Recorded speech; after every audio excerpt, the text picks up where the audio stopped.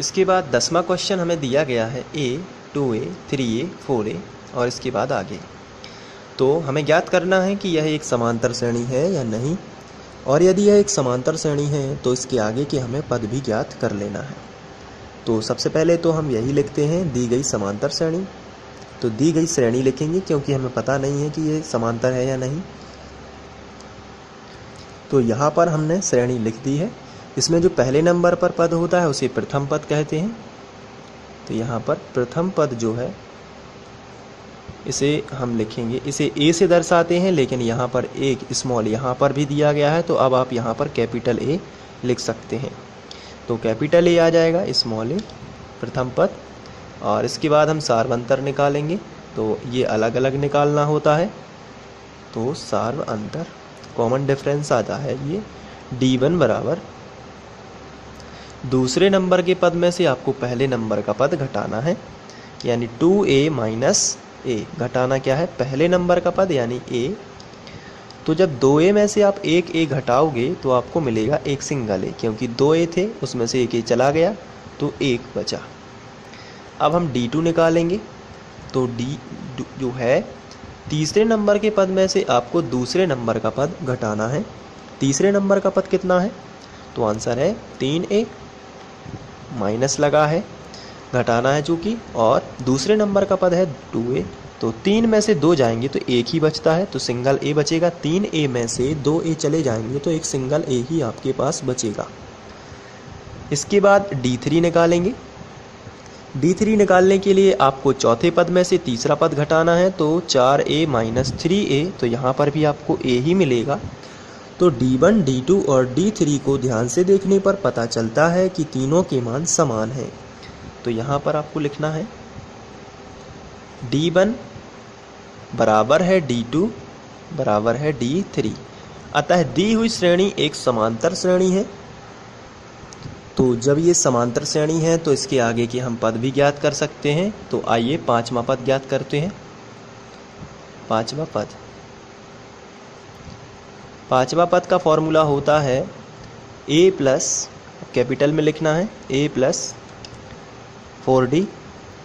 तो a का मान है स्मॉल a प्लस 4, d का मान आपको यहाँ पर देख रहे हैं कि D1 D2 सबके मान a ही है, तो d क्या है? a ही रहेगा।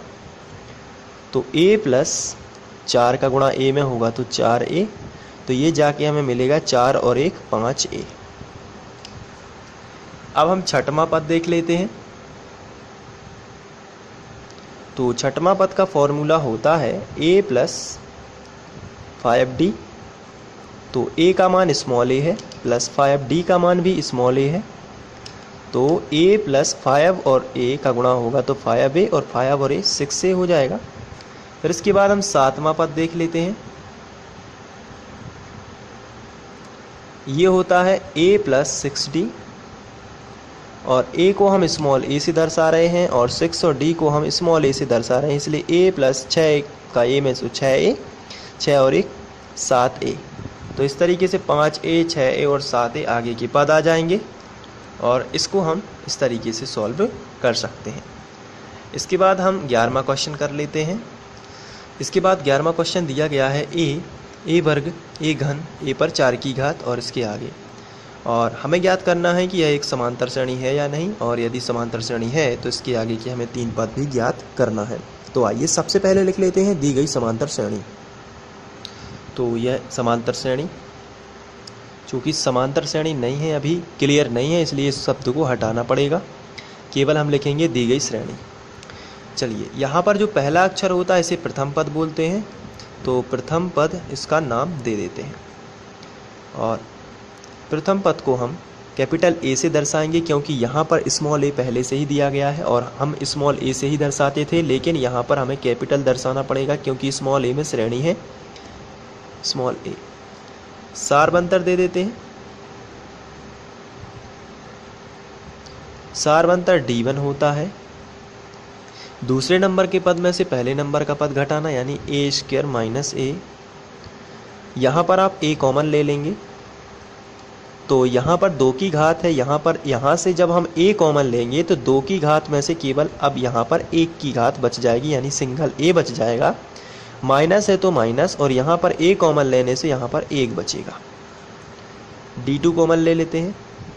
यहाँ पर d2 से हम d2 निकालेंगे, तीसरे नंबर के पद में से दूसरे नंबर का पद घटाना। तीसरे नंबर का पद है a घन, और घटाएंगे दूसरे नंबर का पद यानी a वर्ग।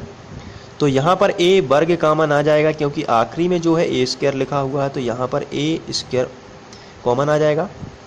तो यहाँ पर 3 की घात है, 2 की घात कॉमन आएगी, तो एक सिंगल की घात बच जाएगी, माइनस a स्क्वायर पूरा का पूरा बाहर आ जाएगा।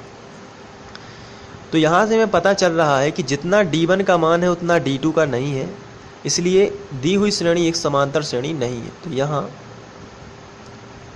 d1 जो है वो बराबर नहीं है d2 के, तो d3 निकालने की भी आपको यहाँ पर कोई ज़रूरत नहीं है। d1 बराबर नहीं है d2, अतः दी हुई श्रेणी एक समांतर श्रेणी नहीं है। और इस तरीके को सॉल्व करना है।